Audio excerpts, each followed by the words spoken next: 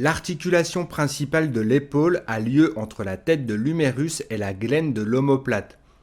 C'est une articulation sphéroïde très mobile. Le mouvement est assuré par un ensemble de muscles dont les insertions viennent coiffer la tête osseuse humérale et permettent entre autres des mouvements de rotation, d'où la dénomination de coiffe des rotateurs pour désigner l'ensemble de ces tendons musculaires.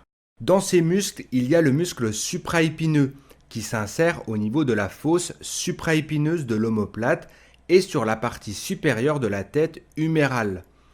Sa contraction permet l'écartement du bras sur le côté.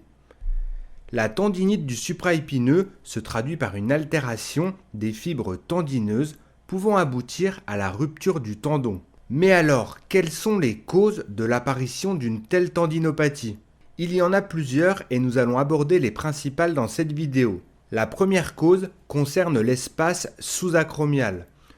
Tout d'abord, il faut comprendre que le tendon du supraépineux a une localisation anatomique particulière.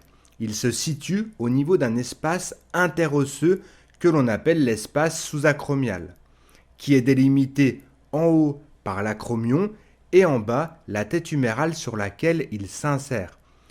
Cet espace est indispensable afin de maintenir l'intégrité du tendon et la bonne mobilité de l'épaule. À cause de l'avancée dans l'âge ou encore dû à des facteurs génétiques, l'espace sous-acromial peut être diminué.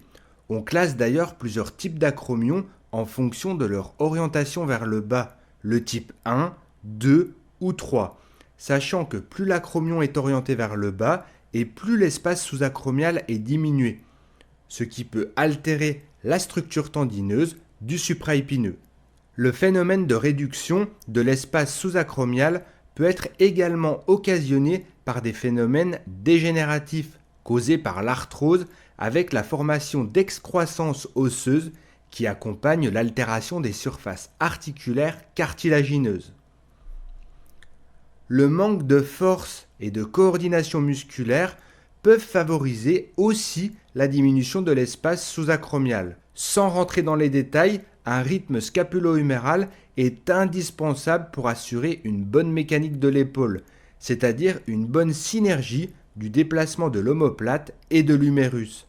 Si ce n'est pas le cas, l'espace sous-acromial risque d'être perturbé et réduit.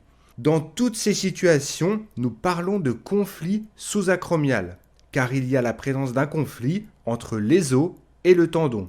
La deuxième cause est la présence d'une zone critique au niveau vasculaire du tendon. On parle de la zone de Codman. C'est une localisation peu vascularisée des fibres tendineuses qui peut altérer la cicatrisation et ainsi favoriser l'apparition d'une tendinopathie chronique ou encore de calcification tendineuse. La troisième cause est un facteur aggravant des deux causes précédentes. Il s'agit des activités d'hypersollicitation répétitive.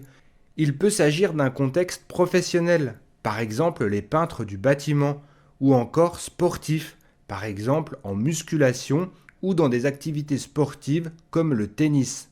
La tendinopathie est-elle grave ? Oui et non. En réalité, la tendinopathie du supraépineux est la tendinite la plus fréquente du membre supérieur, mais elle n'est pas toujours symptomatique. C'est-à-dire que certaines personnes ont une tendinopathie sans même le savoir. D'ailleurs, on considère que 20% des 60-70 ans ont une rupture du supraépineux et 50% des 70-80 ans. Et tous ces patients n'ont pas forcément de symptômes. Cette pathologie est parfois considérée comme le vieillissement naturel de l'épaule. Mais que faire lorsque la tendinopathie devient douloureuse et invalidante ?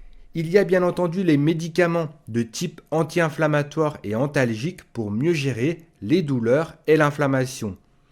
La kinésithérapie a un rôle essentiel. Grâce au renforcement ou encore à la proprioception musculaire, elle va permettre de restituer une mécanique optimale et ainsi de retarder le conflit sous-acromial. Les infiltrations peuvent être indiquées. Elles consistent en l'injection de corticoïdes sur les zones inflammatoires afin de diminuer les douleurs et l'inflammation. Enfin, concernant une minorité des tendinopathies du supraépineux, la chirurgie sera indiquée. le plus souvent sous forme d'une arthroscopie. Elle consiste la plupart du temps en une acromioplastie, c'est-à-dire un rabotage de la partie inférieure de l'acromion, afin d'augmenter l'espace sous-acromial et de diminuer le caractère agressif de l'acromion. Des sutures tendineuses peuvent également être réalisées si besoin afin de stabiliser l'insertion du tendon.